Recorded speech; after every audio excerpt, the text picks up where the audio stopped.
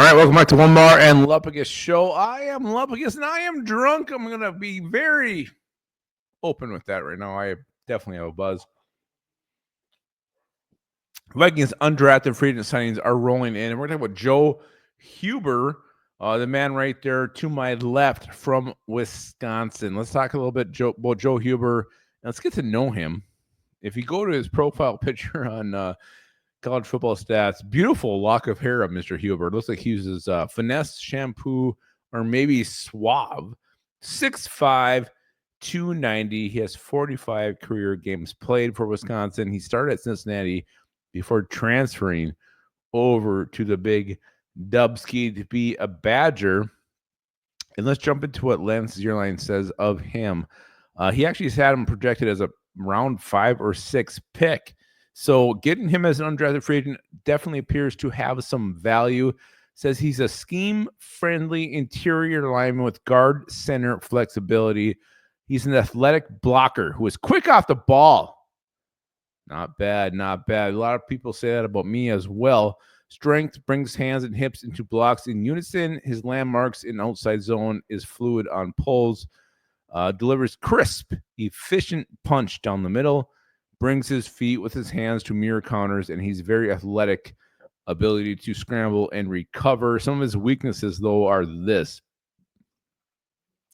Needs to eliminate his lunging after the block. Gets beaten by quick punch and discard, by power at the point, and tendency to get too wide with his base.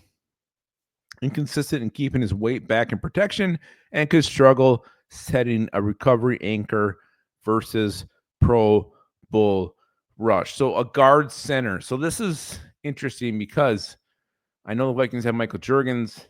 Potentially could be the guy in waiting for Ryan Kelly, who's going to be with this team maybe 1, maybe 2 years at most. You want to have some options here when you're developing a guy who could potentially become your future center.